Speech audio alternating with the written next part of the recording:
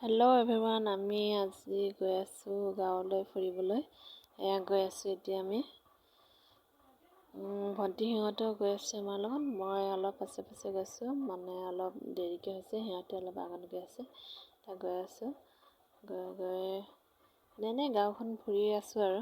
নিজৰ গাঁওখন হ'লেও কি হ'ব, অলপ ঘৰতে থাকোঁ সদায় দিনে ঘূৰা নহয়, সেইটো কাৰণে অলপ ঘূৰিছোঁ। এই আকাশখন চোৱাচোন কি ধুনীয়া হৈ আছে, একদম ঠাণ্ডা বতৰ হৈ আছে। ভাটিবেলা ওলাই গৈছোঁ আৰু দেখিছে, গৈ আছোঁ এতিয়া ঘৰৰ পৰা ওলাই গৈ আছোঁ।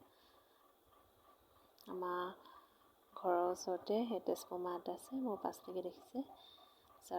ৰাস্তাটো দেখিছে কেনেকুৱা খাল হৈ আছে, একদম অৱস্থাই নাই আৰু কিনো ক'ম আৰু।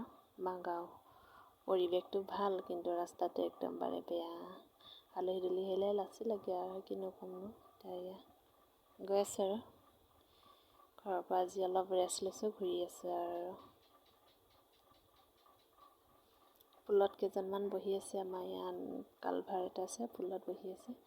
আৰু ইয়াত দেখিছে গোটেই সেউজীয়া ধাননি পথাৰবোৰ, পানী অলপ বাঢ়িছিলে। ইয়াত দেখিছেনে, মই দেখুৱাই দিছোঁ অলপ, মানে মোবাইলটো অলপ ঘূৰাই দিছোঁ আৰু অলপ মানে ভাল লাগে বুলি। ইয়াত দেখিছে, গৈ আছোঁ এতিয়া মই সিহঁতক লগ পাবলৈ অলপ সৰহকৈ গৈ আছোঁ আৰু।